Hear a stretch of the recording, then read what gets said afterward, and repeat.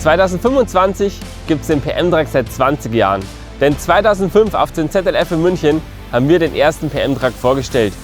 Der hat damals noch auf dem Steyr basiert, also da war das Chassis unten von der Firma Steyr. Und erst danach in den Jahren haben wir immer weiter gemacht, den PM-Truck als Firma Pfanzelt selber zu bauen.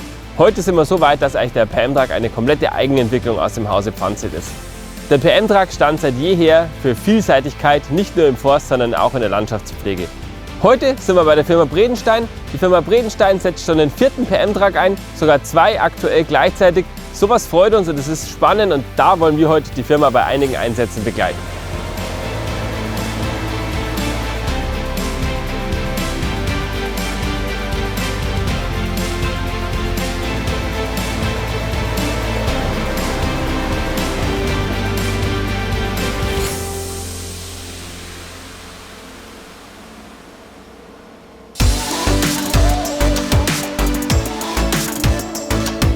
Forst Arena Themenabende, powered by Pfanzelt. Die Firma Bredenstein hat ihren Sitz am Ortsrand der Gemeinde Melle in Ostwestfalen zwischen Osnabrück und Bielefeld.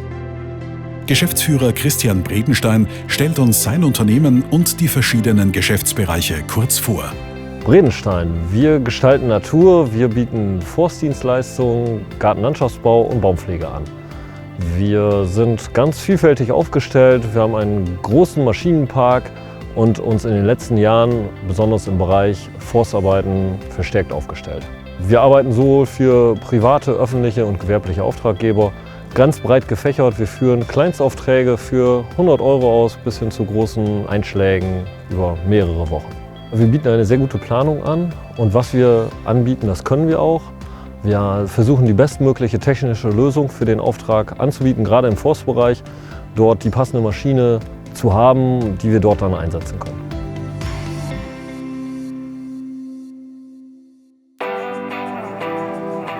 Bei unserem Besuch Ende November empfängt uns die Region mit typischem Forstwetter. Es ist kalt und regnerisch. Trotzdem sind die meisten Maschinen unterwegs. Wir begleiten Mitarbeiter Manuel Stolle bei einem Einsatz in der Landschaftspflege. Wir sind hier auf einer landwirtschaftlichen Nutzfläche, wo wir mit dem PM-Truck, mit der Heckenschere, die überhängenden Äste abschneiden, damit die komplette Fläche wieder besser zu bewirtschaften ist. Die Heckenschere wird hydraulisch angetrieben, ganz normal über ein DW-Ventil. Wir brauchen 80 Liter Ölleistung. Und die Schienenlänge ist 2,20 Meter. Von dem Durchmesser können wir bis 10 cm arbeiten. Wir haben uns für die Heckenschere entschieden, weil bei dem Kreissägeblattverfahren kann ich zwar einen größeren Durchmesser machen, aber durch die rotierenden Scheiben wird halt feines Astmaterial halt zur Seite gedrückt und ja, kommt anschließend wieder zum Vorschein, wenn der Sog halt weg ist. Und bei der Heckenschere ist das halt nicht der Fall. Neben der Heckenschere setzt Bredenstein das Fahrzeug auch mit einem Auslegemulcher zur Grünflächenpflege an Straßenrändern und Böschungen ein. Es ist der ältere von aktuell 2 PM-Trucks im Fuhrpark. Die Maschine ist prädestiniert für die fahrende Arbeit mit dem Kran. Manuel erklärt uns warum. Ich habe bei dem PM-Truck eine Achsverblockung, wo ich halt auch bis 15 km/h fahren kann, dass der standsicher steht oder während der Fahrt halt auch fährt. Durch die großen Scheiben habe ich halt eine schöne Sicht auf mein Anbaugerät. Ob ich jetzt nach vorne oder nach hinten arbeite, ich kann halt vorwärts oder wahlweise auch rückwärts, ich kann links und wahlweise auch rechts schneiden mit der Schere und habe halt dadurch durch den Drehsitz halt die optimale Sicht immer auf mein Anbaugerät. Die Sensibilität der Kransteuerung kann Manuel am Touchscreen in der Kabine für jeden Einsatz individuell anpassen. Für mehr Beweglichkeit wurde der hydraulische Ausleger modifiziert. Wir haben hier die Kranspitze, also der Kran komplett ab, über dem Knickgelenk an der Kranspitze. Und da haben wir selber mit einem Landmaschinenhändler diesen Kopf halt entworfen, so wie wir das für gut finden. Ich kann die Heckenschere knicken und 360 Grad drehen, dass ich halt auch über mir schneiden kann oder flach über den Boden. Ich kann in alle Richtungen schneiden, um den dichten Bewuchs zum Beispiel an Waldwegen abzuschneiden, wo die Naturverjüngung Richtung Forstwege ragt, und das funktioniert gut. Ähnliche Geräte gibt es auch für den Front- oder Teleskopladeranbau. Die Kombination mit dem Kran bietet aber entscheidende Vorteile. Wir haben uns für die Kran-Variante entschieden, nicht für den Frontlader, weil ich somit halt auch über kleinere Bäche drüber wegarbeiten kann. Ich habe einfach eine wesentlich höhere seitliche Auslage, wo ich halt bis zu 6, 7 Meter unter Umständen zur Seite halt wegarbeiten kann. Wenn ich größere Äste abschneide, fallen die halt zwischen Schlepper und Astschere und muss nicht immer vorwärts, rückwärts fahren. Oder die Äste vorher an der Seite räumen, damit ich weiterarbeiten kann. Ich kann permanent halt schneiden, ohne dass mir was auf die Kabine fällt, auf die Motorhaube. Das ist letztendlich auch ein Sicherheitsaspekt, um Schäden an der Maschine zu vermeiden. Jetzt wechselt Manuel auf den neueren PM-Truck, ein 3623 aus der letzten Generation. Mit dem Rückewagen im Schlepptau sammelt er das geschnittene Astmaterial ein, das später zu Hackschnitzel verarbeitet wird. Der drehbare Sitz erlaubt die Arbeit in jeder Position, sodass sich der Fahrer nicht verrenken muss. Bei jedem Einsatz mit am Start ist der Teddybär auf der Motorhaube. Ein Glücksbringer und inzwischen sowas wie Manuels Markenzeichen. Wir fahren zurück zum Betriebsgelände, wo Manuel das ferngesteuerte Raupenfahrzeug Moritz startklar macht. Dazu hängt er den zapfwellenbetriebenen Holzhäcksler ab und baut stattdessen die Forstfräse Max an. Im Handumdrehen sind die Geräte getauscht und der Moritz verladen. Die kompakten Abmessungen und das geringe Eigengewicht erlauben den flexiblen Transport auf einem Pkw-Anhänger.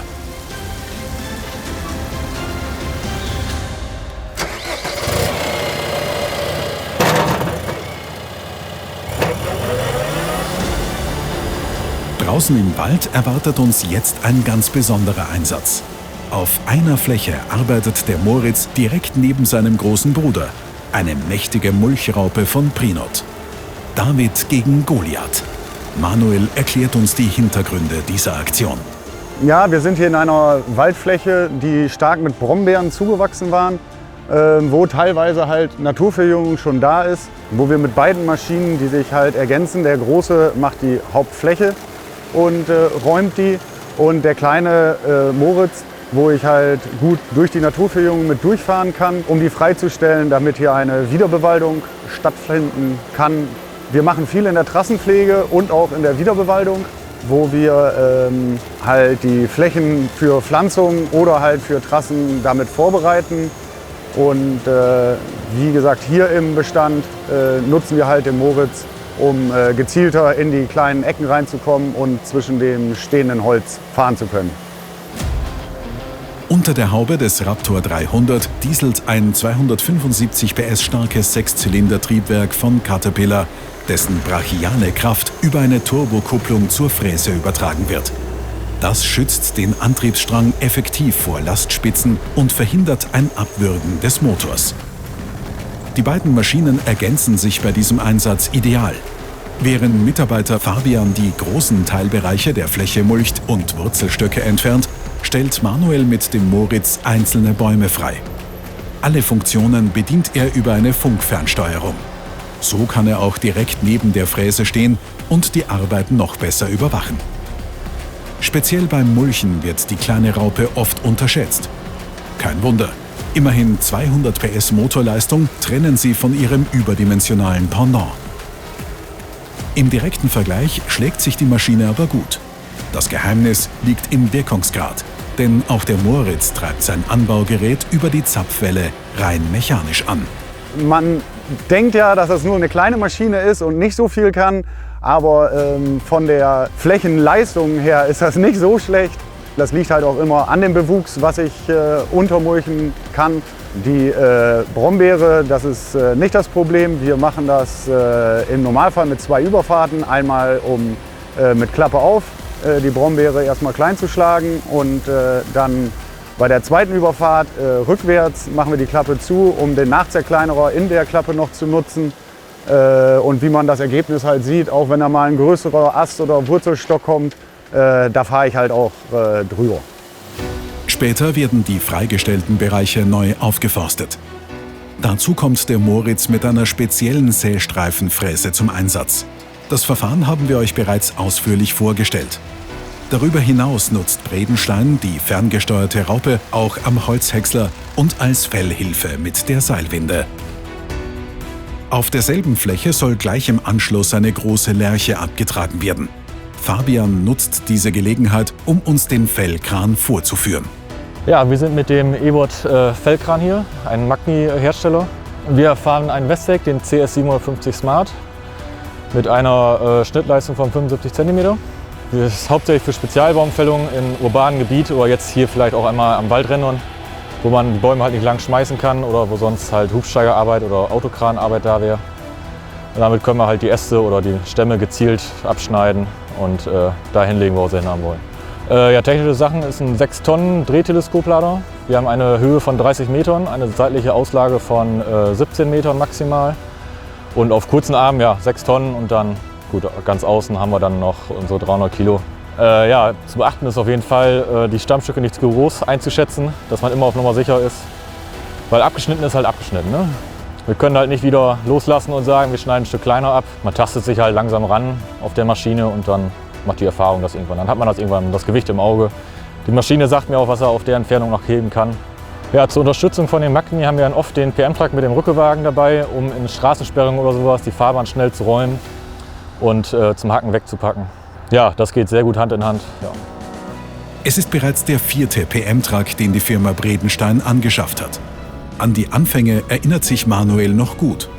Heute kann er sich den universell einsetzbaren Systemschlepper nicht mehr wegdenken. Angefangen ist das damals bei einer Vorführung von dem PM-Truck, wo wir den Forstbetrieb halt ins Leben gerufen haben, gegründet haben. Weil die Arbeiten immer mehr geworden sind, sind wir auf die Firma Fanzel drauf zugegangen und haben uns eine Maschine anbieten lassen, vorführen lassen. Und das war auch der Schlepper, der als erstes dann bei uns auf dem Betrieb geblieben ist, weil wir von diesem Fahrzeug einfach überzeugt waren und den Schlepper dann halt auch gekauft haben. Ja, wir sind von dem Konzept auch überzeugt, was die Reisegeschwindigkeiten angeht, von einer Baustelle zur anderen. Mittlerweile ist es ja auch so, dass man viele kleine Baustellen hat, wo ich halt schnell von A nach B fahren kann. Wir haben schnell den Kran halt auch abgebaut. So können wir die Rückfahreinrichtung am PM-Truck auch anderweitig nutzen, da wir halt auch Forstflächen mulchen können mit angebauten Mulchern. Aufgrund der Vielseitigkeit nutzen wir die Maschine halt eigentlich täglich. Jetzt begleiten wir den PM-Truck noch beim Holzrücken, die Paradedisziplin des Allgäuer Systemschleppers. Manuel erklärt uns, worum es dabei geht. Wir befinden uns oben am Peter-Aufenberge in Bielefeld, wo unser Einschlagsgebiet direkt am Hermannsweg ist, wo wir eine Verkehrssicherung durchführen, um Schadholz beiseite zu nehmen, damit die Sicherheit am Weg gegeben ist. Anfang der Woche haben wir die Bäume gefällt und jetzt Mitte der Woche sammeln wir die Stämme ein und bringen sie an den Polterplatz, damit die vom LKW her abgefahren werden können. Wir sind mit dem PM-Truck und dem Rückewagen L19 im Einsatz und parallel haben wir einen Timberjack 1110 Dora laufen und sammeln damit das motormanuell eingeschlagene Holz zusammen. Der Rückewagen hängt direkt in der Prallplatte. So kann Manuel die Deichsel absenken, um beim Beladen besser in den Rungenkorb zu sehen. Routiniert bedient er den Kran, als wäre es sein verlängerter Arm. Mit dem schweren Buchenholz kommt die Maschine gut zurecht.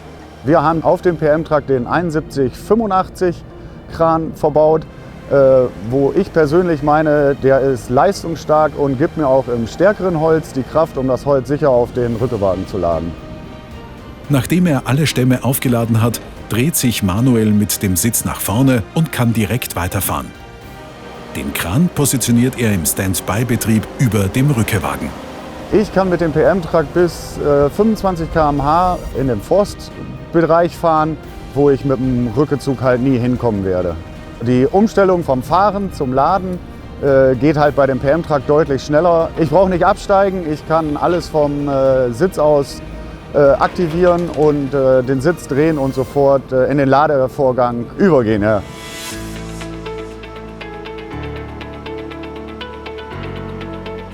Ein wichtiger Punkt ist die Mobilität auf der Straße. Der PM-Truck braucht keinen Tieflader und kann selbstständig von Einsatz zu Einsatz fahren. Damit eignet er sich auch für kleine Hiebe. Voll beladen fahren beide Maschinen im Konvoi zum Polterplatz. Der Timberjack kann etwas mehr zuladen und auch die Kategorie Motorsound gewinnt er ganz klar für sich. Auf weiten Strecken ist der PM-Truck trotzdem schneller. Der Rückezug hat vom Ladevolumen, nimmt er halt ein bisschen mehr mit. Bei kurzer Strecke, was wir teilweise hier haben, ist das von Vorteil. Bei der langen Strecke, da das hier ein weitläufiges Gebiet ist, bin ich schneller mit dem PM-Truck in 2 Kilometer Entfernung beispielsweise, weil das hier ein Sammelhieb ist. Bei Bredenstein laufen die PM-Trucks zwischen 1200 und 1500 Stunden im Jahr. Etwa 2/3 ihrer Einsatzzeit verbringen die Fahrzeuge im Forst, den Rest in der Landschaftspflege und im Transport. Manuel hat alle bisherigen Modelle gefahren und zieht für uns einen Vergleich zwischen der ersten und der aktuellen Generation. Der Bedienerkomfort in der Kabine ist meines Erachtens stetig besser geworden. Ich habe jetzt halt die Möglichkeiten, gezielt die Einstellungen vom Kran oder allgemein in der Hydraulik auch separat auf mich abzustimmen oder gegebenenfalls auf das Anbaugerät, was ich habe. Aufgrund der langen Arbeitstage, die man halt auch auf der Maschine verbringt, brauche ich halt einen guten Bedienerstand und man fühlt sich drauf wohl. Vom Fahren her hat sich auch einiges getan durch das neue Getriebe, was in der Generation 38 sich auch befindet. Vom Fahren die Abläufe wegen der Fahrtrichtungswechsel, vorwärts, rückwärts, es läuft einfach geschmeidiger und die Schaltvorgänge dauern halt nicht mehr so lange. Ich bleibe in dem Gang, den ich vorher halt angewählt habe in der Fahrtrichtung. Im Gelände, wenn ich im Stillstand bin, bleibt er halt auch stehen, er rollt nicht. Das ist halt auch ein großer Sicherheitsaspekt. Und wenn ich am Polter beispielsweise wieder losfahren will, gebe ich einfach Gas und es geht seinen Weg. Er schaltet nicht zwischendurch das Getriebe auf neutral, auch an einer Ampel oder wenn ich einfach losfahren will. Es geht schon flott voran. Nachdem er das Holz abgeladen hat, hängt Manuel den Wagen ab. Wenn die Anhängerkupplung nicht gebraucht wird, lässt sie sich einfach um 180 Grad wegschwenken. Sie wurde vom TÜV abgenommen und hat sogar eine Straßenzulassung. In wenigen Minuten verwandelt sich der PM-Truck vom Rückezug zur schlagkräftigen Langholzmaschine. Mit seinem kräftigen Kran und 2 Ablagen am Windenschild kann er mehrere Stämme gleichzeitig mitnehmen. Wenn der hydraulische Arm zu kurz ist, dann kommt die Doppeltrommel-Seilwinde zum Einsatz. Damit lässt sich das Holz ruckzuck in die Reichweite des Krans ziehen. Während Manuel noch eine Runde Wald-Mikado spielt, bedanken wir uns, dass ihr bis zum Schluss dabei geblieben seid. Habt ihr noch Fragen zum PM-Truck oder zur Firma Bredenstein? Dann hinterlasst uns gerne einen Kommentar oder checkt die Website und Social-Media-Kanäle des Lohnbetriebs. Und aufgepasst! In nächster Zeit gibt's bei uns weitere spannende Forstdokus, unter anderem mit dem neuen PM-Truck der Generation 38. Abonniert am besten gleich unseren YouTube-Kanal und aktiviert unbedingt die Glocke, damit ihr auch in Zukunft kein neues Video mehr verpasst.